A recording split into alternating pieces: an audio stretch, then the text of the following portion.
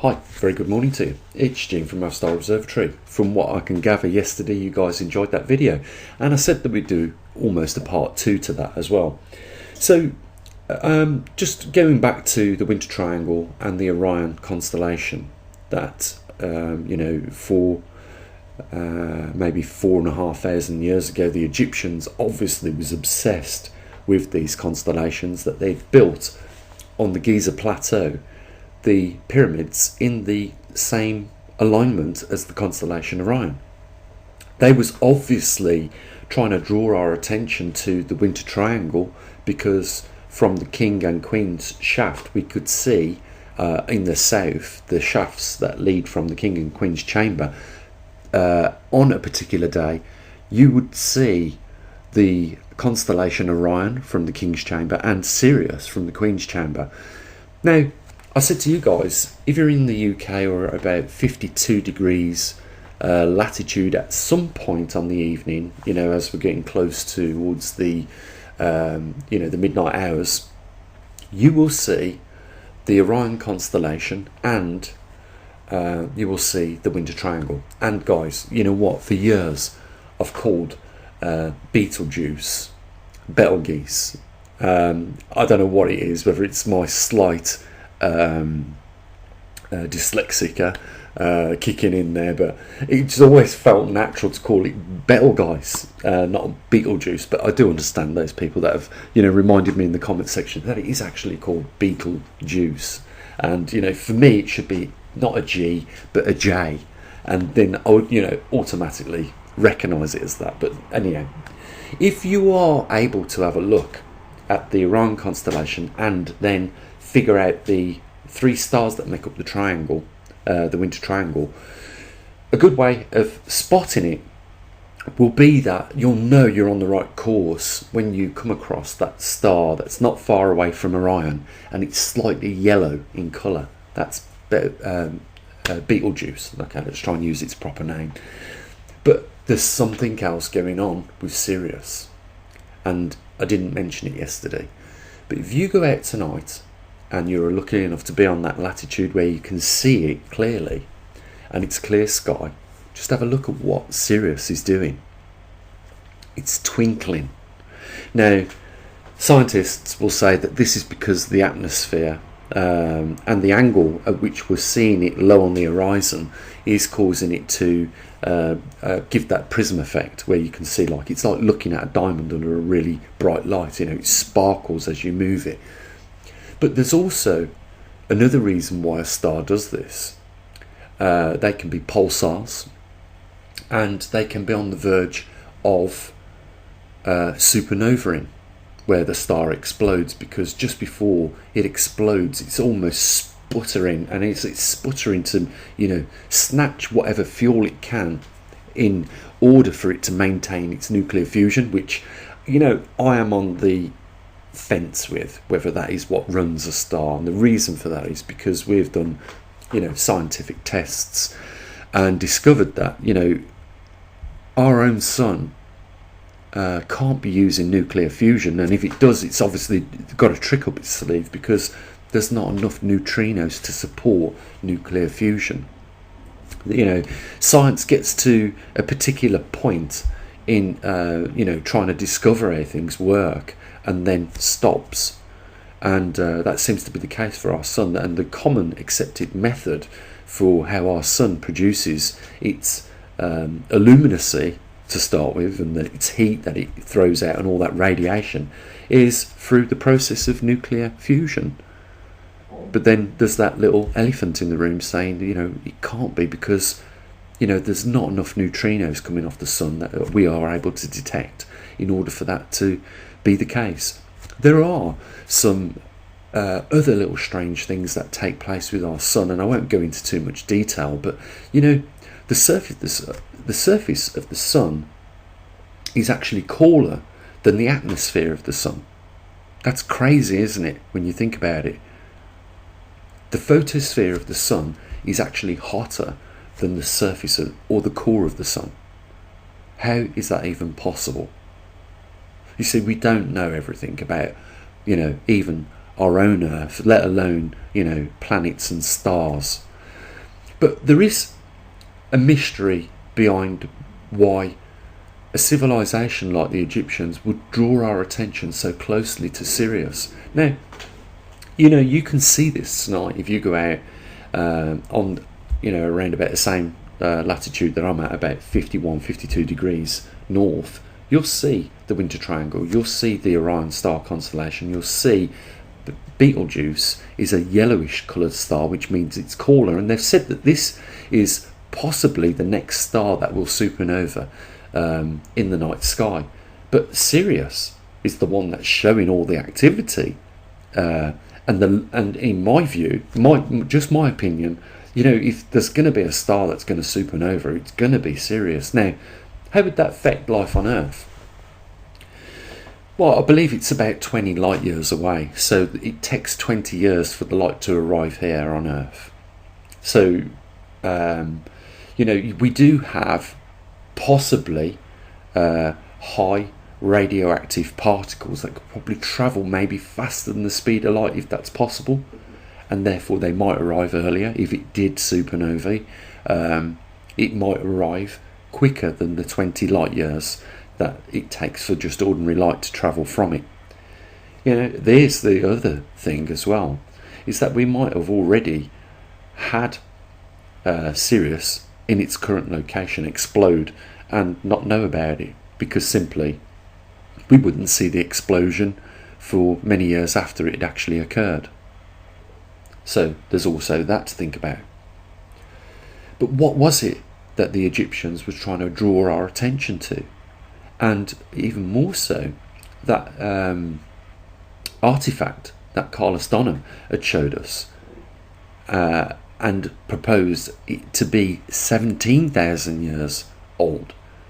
What was they trying to draw our attention to? The exact same thing that the Egyptians were trying to draw our attention to. What did they see? All this I can say is that, if you can find the Winter Triangle, you are looking at the galactic equator in the centre.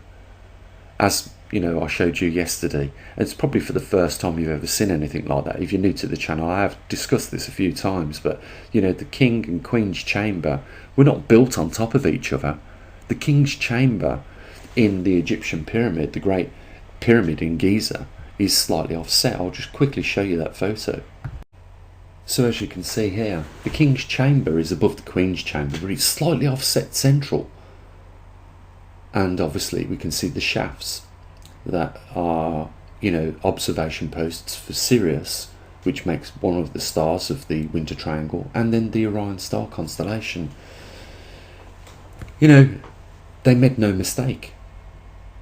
They wanted to draw our attention to these two particular parts of the Earth. They went to the extent of building the pyramids to do so, and they made sure that the way they put those three pyramids, those main three pyramids on the Giza plateau, that they laid them down in the Orion star constellation.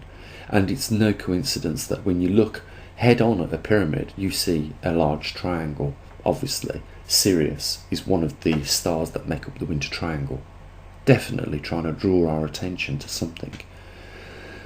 There's something else I wanted to show you, and I came across this, and I don't know whether it's coincidence or not. I've spent a good proportion of my life, a good 25 years, trying to find out a little bit more about something. Something caught my attention, which I'll gladly share with you guys, and I've been trying to find out a little bit more, and maybe one day all these pieces will align in the correct order, and we will know what all this was about. And I'll share it with you. But this is like ongoing research where occasionally I'll give it some time, and I do sometimes find other connections to other dots. But let me show you something else that was going on in Egypt. And for this, we have to go back right to the beginning of the story of what the Egyptians actually believed. And we're talking about their gods, Isis. There's a temple in Egypt, in Old Abydos, And then at the back of that temple, it's one of the best kept temples, but it's not widely on tourist plans. It's not something that they massively promote, but it should be, in my view, because this temple of Osiris is one of the only temples with an intact roof on it, and it is in impeccable condition. It has, I think, around about 100 plus columns that hold the roof up, but it's what's at the back of that temple that I find very interesting, for the reason I'm about to show you.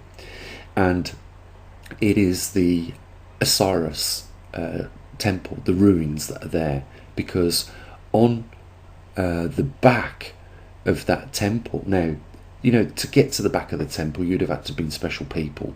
And even in the Bible, when they're talking about the house that they built for the Lord, I'm not Bible bashing here, but I'm just telling you the story of how I think all these things are connected in some way. But at the back of the temple, where people would worship, would be the place of the holies of the holiest, or something very valuable would be put at the back there, and not everybody would get access to that, for sure. So we got the Osiris, and it's in pretty much ruins at the back of the temple of Osiris, and it's what's carved on that wall. Now, people have said, oh, this has been burned into the, this, what we're talking about is the Flower of Life. Let me show you a picture of it. So in the lower right corner, and I know the resolution that we upload the videos in is not the best quality. It should really be 1080 or even more, 4K, but it is what it is, and I'll show you a clearer picture of what we're looking at. But on that wall, people have suggested that this was burned into there by laser, and it's not true. This is a picture of a Flower of Life with a particular Flower of Life painting on the wall with a particular border pattern. We're going to get into this, so trust me guys, it's going to be well worth you sticking around for a little bit, because you ain't going to hear about these things from anyone else, trust me on that. So it's got a particular border pattern made up of triangles that go all the way around. It so happens to be that there are 144 triangles around the edge of that Flower of Life, and there are a couple of these on the back of the Osiris wall. So it must have been important to whoever put that there, and there must have been a good reason for it. So this, what we're looking at, is just a standard Flower of Life with no border pattern, no 144 triangles around the edge, like we saw that in the photograph of the column in the Osiris temple. But did you know this is a very special geometric shape, and that with this we can make up any platonic shape we want? Have you ever heard of Metatron's cube? I'll show you what I'm talking about. So this is a Metatron's cube. There is every single platonic shape you could think of inside that cube, or pretty much every one. The interesting thing is that we've got to a point in our technological advancement that we can write out mathematical equations for any of the shapes in that Metatron's cube that you can see. So we end up with just numbers. So it's not a surprise to me that, whoever put that on that Osiris temple must have known the importance of that Flower of Life pattern, and probably a little bit more about it. And that's why it was put in such a special place in that temple at the back, where the holies of holies would be. So we arrive at a point in time in technology where we can write out mathematical equations for anything. So we're talking now just solely numbers. And this is the point where I believe a lot of you people that have never heard me talk about what I'm about to, obviously the universal equation, and some things in life that we take for granted, we pacify ourselves off as not being important. But trust me, I think I may just nudge you into thinking a little bit different after you've watched what I'm about to show you. In fact, I'm confident I can, so it's well worth you grabbing a cup of tea, coming back and watching what else I've got to show you at this point. Before we go into looking at numbers, I just wanted to show you what the border pattern would have actually looked like if it had been intact. And I spent a lot of time actually working out, breaking it up into the 12 sections that we have now. Don't pay too much attention to the names that I've put on there, because I've just been playing with some things out of the Bible. Obviously the 144 number comes up more than once in the King James Bible, but we know from studying numbers and things like that, it's a very important number, and obviously it finds itself even in the King James Bible in a couple of places where the descending bride from the heavens has a perimeter wall measured at 144 cubits. The number's also used again in Revelations that mentions the 12 tribes, that has 12,000 people per tribe. That makes up 144,000 people that is chosen to serve God at the end times. So what I'm doing here is just experimenting with that number and trying to piece together the information. So what I'm sharing with you is just some ideas, but what I'm about to show you goes beyond just ideas and is very special, because we have an equation which, it doesn't matter which number you put into it, it will reduce down to just one of two possibilities. That is either a 9 or a 0. And I put it to you guys that when you bring something down in very important information and you reduce it down to just two numbers, we're talking binary. Something that has been understood for many, many years on our planet, hundreds of years, even thousands of years. The binary system has always been understood. That a series of ones and zeros, like our CD-ROMs and data is transmitted in, is exactly what this is. But the thing is, with this universal equation that reduces it down to a 9 and zeros, this has been going on for billions of years. This is how our universe creates. Trust me on this. We'll go through it in a little bit and you'll understand that if we can create any platonic shape and give it a number, a mathematical number, and we know already that the universal language is in mathematics. 5 objects on Earth would be 5 objects, say, in the Pleiades, if there was aliens living in the Pleiades. And I know some people believe that is the case, so I don't want to argue with your beliefs on whatever. I'm just saying that they will understand that the number of 5 objects in the Pleiades as we would understand the number of 5 objects here on this planet.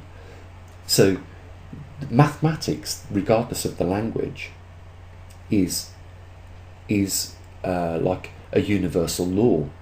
You can't change it, because if you've got 5 objects and you give it to an alien in the Pleiades, it would be deceitful for it to say that there was 4 when clearly there is 5 objects in front of it. So the universal language is definitely mathematics, and that's why I called this universal equation what I did, because it is in mathematics that we find this. But there's also something that we would find very peculiar on our planet, as would people from another planet, about the times tables. I want to show you the 9 times table because something very unique happens halfway through that. So let's have a look. So we're looking at the 9 times table up to 10. So 1 times 9 is 9, 2 times 9 is 18, 3 times 9 is 27, 4 times 9 is 36, 5 times 9 is 45, and then look what happens. I've drew the red line. Watch what happens to the answers. 6 times 9 is 54. Look above the red line, it's reversed. It's 45, now it's 54. All that's happened is the numbers have like been reflected in a mirror and reversed. 7 times 9, 63. 8 times 9, 72. It's like the reverse of 3 times 9, 27. It's the numbers are just reversing. 9 times 9, 81. Yeah, it's the same as the reversed number of 2 times 9 equals 18. And then obviously we end up with 10 times 9, 9 plus 0 is a 9, as what we would have with 1 times 9. This is the only number in our mathematical system, in the times table, that behaves in that exact manner. But there's something else really strange, is that all the answers, like 1 times 9 equals 9, yeah, so we get the 9. 2 times 9 equals 18. If we just add the 1 and the 8 together, guess what we get? We get 9.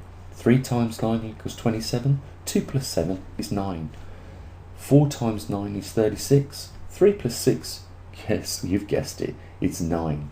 5 times 9 is 45. 4 plus 5 is 9. And even when we go below that red line, 6 times 9 is 54. 5 plus 4 is 9. It's the only number in our times table that behaves in this exact manner. There must be something more to it, and I believe it's a hint. So let's have a look at something else then, going back to the flower of life. So we go back to the flower of life pattern, and there is only, trust me, only one way you can put this pattern in this arrangement and get these numbers like you are looking at right now. But here's the significance, yeah? We're looking at the flower of life. We can see that there's a 3-dimensional cube and one of the corners has been completely removed from it. And I know that we're on the right track with this. And that the numbers 1 to 9 will only fall in this specific arrangement on that cube, so that most of the faces that we look at has a number on them. You might have to spend a little bit of time looking at this, but there's something more significant. We can confirm that we have the numbers in the right order, in the right place, because we start off with the power of the number 9 at the top. And I will tell you that there are another 2 powers that I believe are equally important, and that is the 6 and the 3. If we join these up, we're going to get a pyramid, aren't we? But that's not really what I bring in your attention to. What I'm bringing your attention to is what is opposite the number 8. It's the number 1. And when we add 8 and 1 together, lo and behold, we end up with the answer slap bang in the middle above, number 9. And it's the same for a little bit lower when we go to 7 and 2 at its opposites. We end up with the power of 9 again. 6 and 3, again 9, 5 and 4, 9. So we're onto something. Now, I'm realising that there isn't enough time to show you the universal equation. I'm going to do this tomorrow if you are interested in, receiving this information. I know that I've showed this a few people before, and I will always remember someone emailing me and saying, you know what, Gene, we watched and listened to what your presentation showed us, and we were both shocked, and him and his partner just looked at each other and cried. I'm not going to say that's going to have that effect on all of you guys, but I think if you truly understand what I'm trying to show you, you'll realise that there is something massively taking place as we speak right now, not just on our planet, not just in our solar system, and not just in our galaxy, but it is happening everywhere in our universe. And I'll just give you a little hint. If everything in our universe is able to be explained by mathematics, using the universal language of the universe, and if our universe is creating on that pattern of using mathematics, then it can only mean one thing. And for all you people that deny this, you've been shown something today, and you will be shown the rest of it tomorrow, and from this point on you cannot deny it. We live in a universe that is consciously using numbers to create. And if it's creating on an intelligent path using numbers, numerological system, then I can assure you now that our universe is absolutely conscious of doing so. So like I say, we've run out of time. I wanted to spend a couple of days just having a break from the the routine stuff that we do here at the observatory, and I know that there's a lot of you guys that really appreciate this sort of stuff. So I think it's a good distraction from the depressing things that are going on. And I will say something. A couple of things actually I wanted to just finish on. This morning was a very unique sunrise here in the UK. I've took some photos of it, but I don't have my lead to plug into my laptop, so I can download it from my phone to my laptop because I'm staying at my partner's in Maidenhead at the moment. But when I get back, hopefully Monday, Tuesday, I'll show you what I saw today. Now, I was talking to my mum because I put it on the family WhatsApp and I shared it with her, and she says, "Oh, they've mentioned this on the news. It says it's a real rare event." What it looks like is, as the sun is just peeking up on the horizon this morning, it looks like a laser going all the way up to the top of the sky. A column of light, which is what I've never seen in my entire life. Obviously, there is a specific atmospheric event which has allowed it to be visible. So I want to show you that. I also want to show you the universal equation tomorrow, and pick up where we've left on today. I really believe that, anyone would benefit from this information. It just can give somebody a little bit of peace of mind. And, I don't ask anyone to, make a religion out of any of this stuff. Just listen, have an open mind, and I'm sure you'll get something from it, because this is never going to be talked in mainstream media. You're never going to hear somebody discuss these things anywhere else. This is a conglomerate of 25 years worth of, on the side research as a passion to just trying to find out answers. I've spent most of my life trying to find answers to some really difficult things, and that was really what led me to study natural sciences in the first place. And you know what, I never wanted to have a career as a scientist in some laboratory somewhere. I wanted to have the skills of what that person would have, but apply them to whatever I wanted. And it's taken me to some wonderful places in life and to experience some wonderful things. I've created plasmas as hot as the surface of the sun in my kitchen, can you believe? As well as, created, certain chemicals through using chemistry.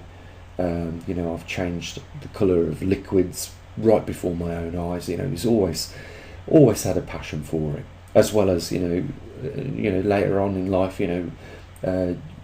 composing electronics and programming into other parts of research, which has led us really to where we are today with our observatory. But I love sharing these other things with people, and I know from the feedback I get that people enjoy these things as well. So it's good to have a little break, because there's some real bad things going on.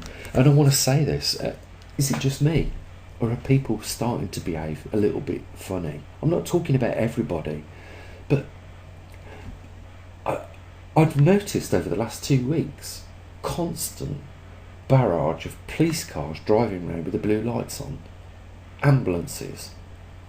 All of a sudden it's like the pressure's been turned up on everybody, and they're going crazy, or they've got no patience, or I don't know what it is. It must be important if the blue lights are on the cars as they're driving by.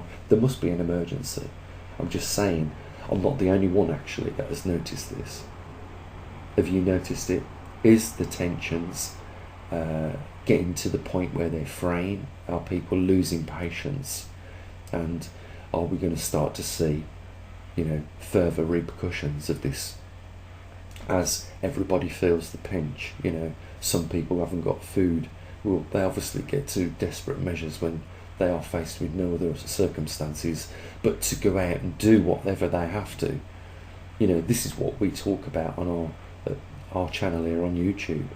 We make observations and we report them to you, not just about the pole shift. And incidentally, whoever put that comment there about, I can guarantee you we're going to reach March 2023 and nothing's going to happen.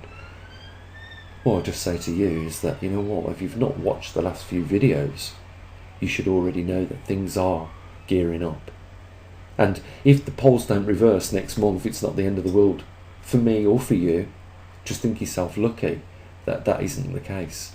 It's a theory, and we will test that theory. And you know what, don't be surprised if it takes a little bit longer, but I will put it down on the table and say to you guys right now, you know what, things have already started to happen. The magnetic poles are behaving unusually different for the first time in 120 years of their migration. And, you know, we have had, you know, professors come out at the universities in California stating that the Earth's core is starting to slow down. And you guessed it, you know, the magnetosphere is connected to the Earth's core in the relationship when we talk about the dynamo that generates the dipoles, or the magnetic north poles and south poles, and in turn the magnetosphere. So things are already happening, and I've already proven myself right to this point. We just got to see whether the next step in the pole migration is, you know, that of it moving into the wheat field lines, where it will not hang about, it will accelerate, as the experiment showed that I've showed you guys. So I'm hopefully going to be back tomorrow with another video, and we'll continue where we leave off here. Hope you saw something that's opened your thoughts to, you know, all these things that are in this little presentation. And you know what, if you are up for it, you know, you want to help support what we do here at the observatory, there's a link down there. It's entirely up to you, and it's not mandatory. You know, why not chuck a few bucks in? You may have got something out of today's video that you wouldn't have ordinarily got from somewhere else. And you know, I'd be very grateful if we could get a bit of support, more than what we did. I want to say a big thanks to two people that chipped in a couple of bucks yesterday. Jamie Villo, thank you so much, and Mr. P. Laszlo. Again, 5,000 views, 2 people. These people are absolutely one person in 2,500 people.